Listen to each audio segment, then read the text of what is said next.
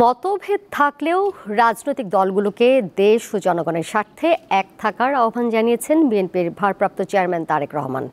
বুধবার রাজধানীর নয়াপল্টনে বিএনপির বিজয়ের র্যালিতে ভার্চুয়ালি যুক্ত হয়ে তিনি আরও বলেন, যে কোনো মতভেদ দূর করতে আলোচনা চলমান থাকবে। জুলাই গণ অভ্যুত্থানের প্রথম বর্ষপূর্তি উপলক্ষে বুধবার বিজয় র্যালির আয়োজন করে বিএনপি।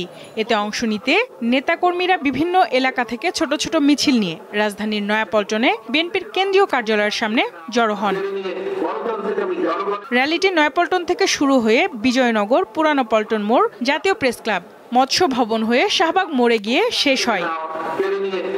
র্যালি পূর্ব সমাবেশে বিএনপির নেতারা বলেন, গণতন্ত্র প্রতিষ্ঠার সংগ্রামে বিএনপির নেতাকর্মীরা জেল খেটেছে, নির্যাতিত হয়েছে, কিন্তু কারো কাছে মাথা নত করেনি।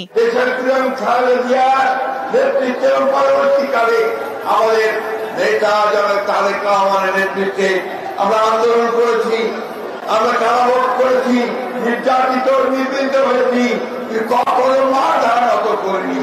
আমরা লড়াই করেছি, সামনের দিকে গেছি। এই ঐক্য হবে ফাঁসিবাদ বিরোধী জাতীয় ঐক্য, আমাদের শক্তি হবে ফাঁসিবাদ বিরোধী জাতীয় ঐক্য, আমাদের শক্তি। এই শক্তিকে সমুন্নত রেখে আমরা এই জাতিকে দীর্ঘ উচ্চতায় আমরা নিয়ে যাব, শীর্ষ উচ্চতায় নিয়ে যাব। বিএনপির ভারপ্রাপ্ত চেয়ারম্যান লন্ডন থেকে ভার্চুয়ালি যুক্ত হয়ে বলেন, জাতীয় স্বার্থে সবাইকে ঐক্যবদ্ধ থাকতে হবে।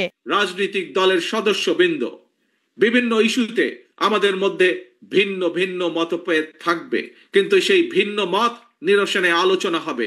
তবে জাতীয় ইস্যুতে গণতন্ত্রের পক্ষের রাজনৈতিক দলগুলোর মধ্যে যাতে মুখ দেখাদেখি বন্ধ না হয়, সেই লক্ষ্যে জাতীয় স্বার্থে আমাদের সকলকে ঐক্যবদ্ধ থাকা প্রয়োজন এবং প্রয়োজন। জুলাই ঘোষণাপত্র ও ভোটের রোডম্যাপ ঘোষণাকে স্বাগত জানান এই বিএনপি নেতা। এইসব উদ্যোগকে আমরা স্বাগত জানাই। সঞ্জিতা প্লাবনী, দীপ্ত সংবাদ, ঢাকা।